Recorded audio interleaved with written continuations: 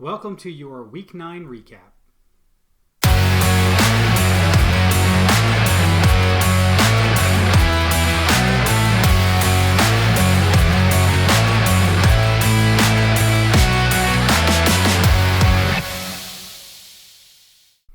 Week 9 saw some more of the same and some big changes, some surprises as we look through the scores and where things ended up.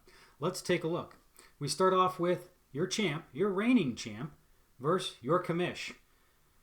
As expected, champ scores about 1 million points. Commish can't quite keep up. That's pretty much the same. That's been the story just about all season long. I stopped keeping track of how many points your champ is averaging in his now 8-game win streak. It's like 400 a game or something. I don't know. I stopped keeping track. But even with Jonathan Taylor coming up at single digits, don't worry, T. Higgins showed up for him. Of course he did. So still broke 180, second highest score on the week as you look over there. I don't know. Commish breaks 150 for the first time this season for a moral victory. But of course we know exactly how much moral victories matter, how much those count at the end of the season. So third highest score of the week, unfortunately. So the highest losing score for Commish. Unfortunately, sometimes you play one of the only teams that could beat you. Sometimes you play one of the only teams you could beat. The schedule was not kind to your Commish. But this was the result that we expected. We look at our next game. We've got Don Chris versus Alex Billy. DC versus AB. ABCD. I think I've made that joke before. It's not funny anymore. Probably wasn't funny the first time. This was a relatively close game. And so Dak and Trey were just enough to give Alex Billy the win over the Donnie Parsons project. He puts up a goose egg in his flex spot, had 3 guys on the bench. Had he put in that flex spot, would have gotten him the win, but that's not how it worked out. Instead, the default perfect roster, which frankly is just a minor moral victory on its own since there were no choices to be made. It was a default 100%. I'm sure you will take that anyway. You get that moral victory, and as you see, well, Donnie left a ton of points on the bench, primarily with a bad quarterback option. But that's the way his season has gone, and that's why he is now 3-6. Our next game was the most interesting, the biggest surprise on the week, where Hoffman, going into the week, our number 10, our last place team, drops 196 high on the week.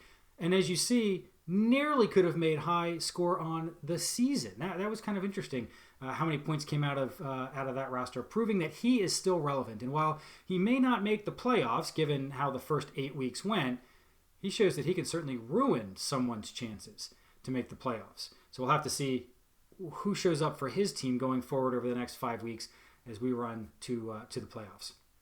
But Joe, unfortunately, he was getting blown out from the very beginning.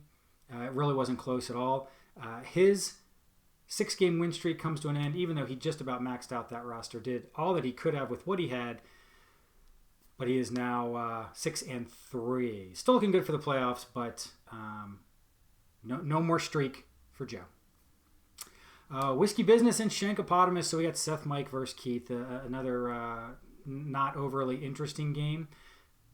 Keith ends up posting the lowest score on the week, which of course Seth then benefits from the schedule because he only scored the third lowest score on the week. So he played one of the only 2 teams he could have beaten. I'm sure he'll take the win in either case. You look at what was possible. Even if Keith had 100% maxed out, he still would have been the low score of the week. Rough week for Keith. Our final game, Mother Flacco versus Jersey Birds. This was interesting in that it went down to the final game, the Monday night game, and it was a squeaker. So going into it, it was basically Bam Knight versus Javonte Williams. That's how it played out because it was very close.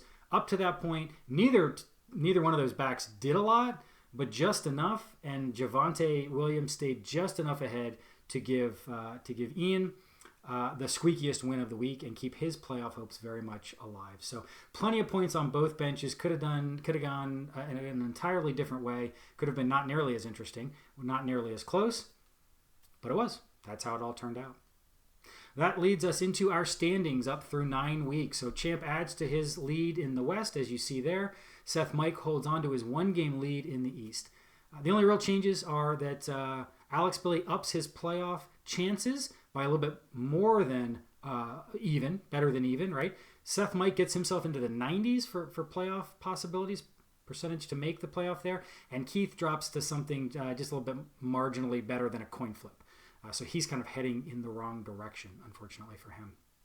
As we look at the stats that we've accumulated over these 9 weeks, Champ breaks 1,500, while no one else is over 1,400. So he continuing to run away with this season, it would seem. As we look at a couple of anomalies, when we look at points for, Alex Billy has the 4th most points scored, but he's sitting at number 7 overall. Definitely not performing to his scoring capability. But on the flip side, your commish has the 3rd fewest points scored, but is enjoying the number 5 spot, which, as you might know, means currently a spot in the playoffs. So we'll see. See if that continues on. There are all sorts of fun anomalies. In fact, if you notice, do you see how many points that Seth Mike has scored? 1, 2, 3, 4, 5. No, that's got to be interesting to somebody other than just me. But anyway, if you look over at points against, there's still nearly a 27 point per game difference between the high and the low. Whiskey Business, low points against, and unfortunately Hoffman, who also has the fewest points scored, has the most points scored against. Worst combination you could possibly have, and that is a 27 point per game difference, even after he blew Joe out this week. So just the magical run that your Champ is on. Hoffman unfortunately is on an equally contrastingly terrible run. I don't know. So our number 1 and our number 10 as of last year have just picked right up and are continuing on in those same positions for most of this season too. So that's just unfortunately how it goes. As we look at the power rankings, again, we get some changes across the board there. Just some minor changes up and down.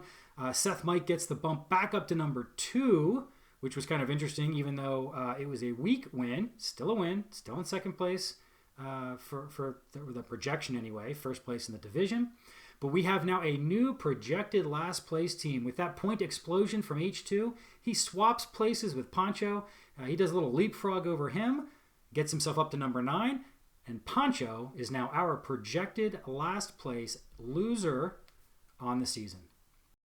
Clearly, he is not going to be good with that. That won't sit well with him. So we'll see if he makes some adjustments going forward or if that's just how the season's going. Well, we'll see. As we look at our pop on the week, the top 4, they didn't change, but Joe and the Champ, they sneak up into the 90s, while Hoffman, he nearly climbs out of the red, almost gets himself into the 80s. Just almost right there. But this week was actually our best roster management as a league at over 91% collectively, powered by that default 100% by Alex Billy. And that puts us collectively at 87% on the year. We're not too bad. We have some really bad weeks, but collectively speaking, on the average, we do a reasonably well job. No, we do a reasonably good job. We are reasonably... I'm just going to stop there. As we look ahead to next week, week 10, will Hoffman bring the pain again to the Champ? Will he look to blow up his epic run, his 8-game win streak? Will he knock him down a peg? Will Alex Billy capitalize on the sneaky quarterback steal that he perpetuated against the commish? Or will commish buck the projections and break 150 again? We'll have to watch and see how it plays out. Enjoy week 10.